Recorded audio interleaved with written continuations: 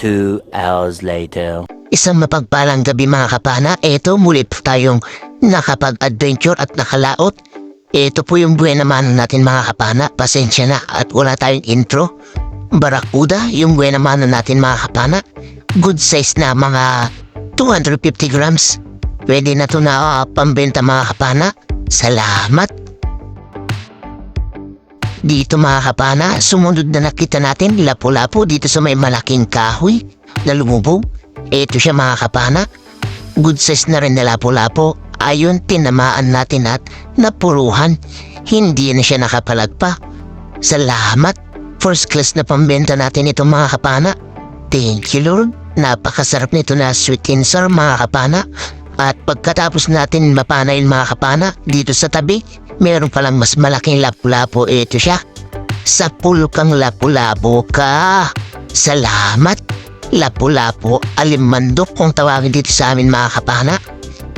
Malaki na ito, mga 1.5 kilo na siguro. O higit pa. Salamat Lord. Kwartang linaw na rin ito kapag naibenta natin bukas. First class na pambenta. 250 per kilo ang first class sa amin mga kapana. Salamat ulit Lord. At sana ay may mga kasamaan pa ito para nang sa ganun ay makapana ulit tayo ng first class na pambenta natin.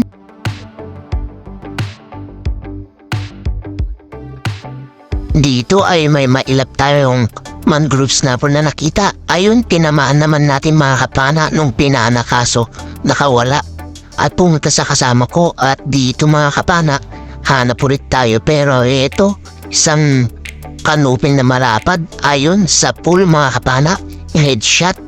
Napuruhan siya mga kapana, hindi na nakapalag. Thank you Lord.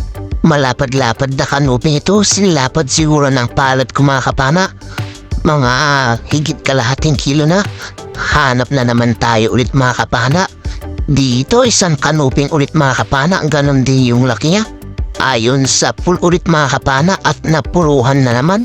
Salamat, hindi nakakapalag yung mga napana natin. Halos tapuruhan yung dalawa mga kapana. Thank you ulit Lord. Kwartang linaw na rin ito.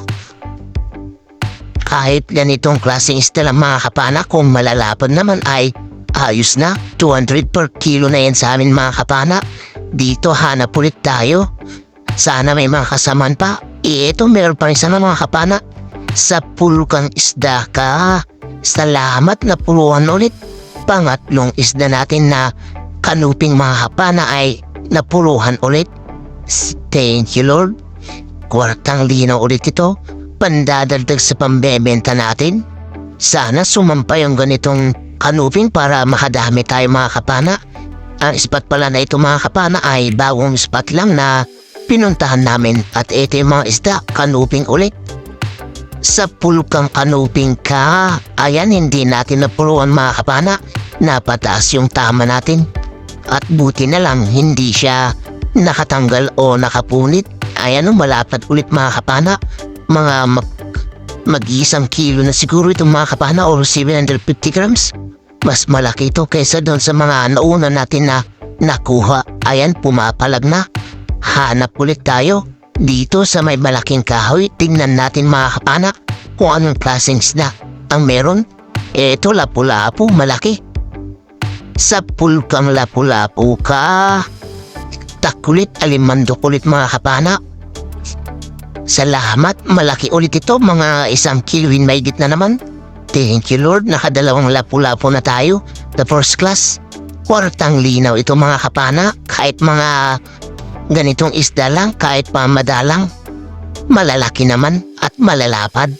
Sana may mga kasamaan pa para makapana ulit tayo ng panbebenta.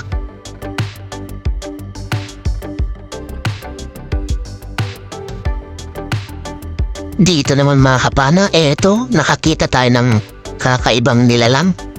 Eto, napakarami nila mga kapana. Ewan ko kung isang klase ng sea urchin ito o isang uri ng starfish. At hanap ulit tayo mga kapana. Eto, may nakita tayong barakuda sana. At ito yung nangyari. Hindi pa natin nalalapitan ay yun, kumaripas na. Sayang yun, malaki na rin sana. Panibagong paghahanap na lang ng isda. Eto, talakitok sana ulit mga kapana, pero ganon din kumaripas agad, hindi pa natin nalalapitan. Sayang, 2 isda na yung hindi natin nakukuha. Malaki na rin sana yun, talakitok. Hanap na lang tayo ng bago. Ito isang kanuping ulit mga kapana, malapad na naman. Sa pulkang kanuping ka. Bugsi naman yan kung tawagin dito sa amin mga kapana. At isang masarap na pang tinola yan o kaya prito. Oras pala natin mga kapana, 10:30 na. Nung lumusong tayo ay 9:30 naman. Eto, nakakuha ulit tayo ng kanuping. Hanap na naman tayo. Dito, isang kanuping ulit mga kapana. Ayan siya, nakalublob yung katawan. Ayan, palabas na. Buti na lang at nahabol natin ng pahana. Salamat, kanuping na malapad or buksi ulit mga kapana. Thank you Lord. Pandadagdag ulit ito sa pambebenta natin. Malaki at malapad. Hanap ulit tayo mga kapana. Ito, isang pakol or papakol. Papakol sa tao kung tawagin dito sa amin mga kapana. Ayun, tinamaan natin mga kapana. Hindi pa tumagos yung ating po. Kahit yung sima man lang sana yung tumagos, hindi. Konting baon lang yung shock natin mga kapana. And itinutusok natin mga kapana pero matigas kaya hinayaan na lang natin mga kapana. Ayan o, muti na lang at hindi siya nakawala. Medyo napuruhan yata kasi mga kapana kaya ayan, hindi siya gaano nakakapalag. Thank you Lord, pandadagdag na rin ito sa pambebenta natin. Kwartang linaw na rin ito. Hanap ulit tayo. Eto, barakuda, sumalubong sa pulkang barakuda ka. Thank you Lord, kwartang linaw ulit. Malaki ito mga pana, mga 3 kiloin siguro. Kung hindi natin ito napuruan mga kapana. Si Chuck, napakalakas nito kung humila. At delikado rin ito mga kapana kapag nakakawala.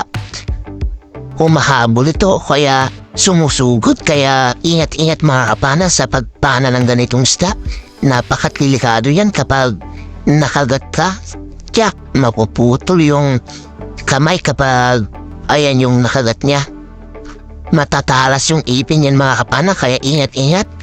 Hanap ulit tayo. Dito isang spotted snapper. Ayun, tinamaan natin mga kapana. Salamat Lord, pandadagdag ulit ito sa pambebenta natin o kaya ito yung pang-ulam natin. Masarap ito na pang tinola mga kapana. Sana may kasamaan pa ito para makadagdag ulit tayo. Ito, isang spotted snapper ulit mga kapana.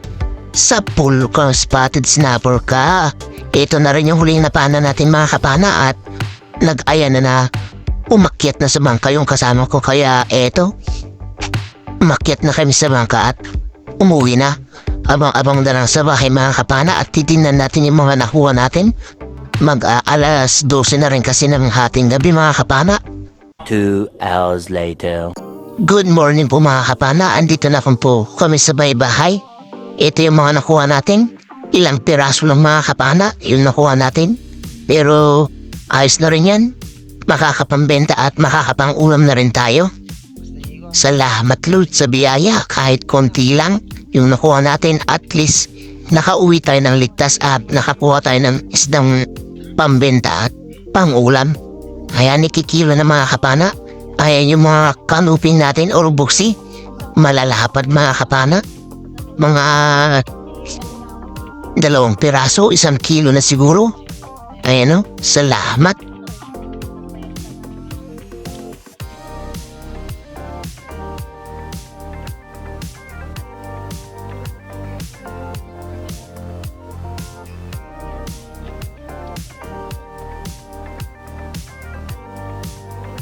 Unang sarang sa sari-sari natin, 2.6 mga kapana. Salamat Lord. Ayan naman yung lapu-lapu natin mga kapana na malaki. Ilang kilo kaya yung inabot niyan? Tiyak, 1 kilo kalahati o higit pa yan. Ayon, 1.7 mga kapana. Malaki na talaga. Salamat. Ito naman yung pakul natin mga kapana. Malaki rin. Ilang kilo kaya yung inabog din? Ayun, 1.16 mga kapana. Salamat. Malaki na rin. And pa yung ibang first class natin. Ayun, 1.1. Salamat. And pa yung natirang sari natin mga kapana. Ay yung barakuda natin na malaki mga kapana. Tiyak, 3 kilo yan mga kapana. Yung barakuda na yan. Ay yung kanupin natin. At saka ibang isda. Nakakuha na rin pala tayo ng pangulam dyan mga kapana. Ayan. 4.3. Good morning po mga kapana. Ito na po pala yung mga nakuha natin kagabi. Yung sari-sari po natin mga kapana ay 6.9 po.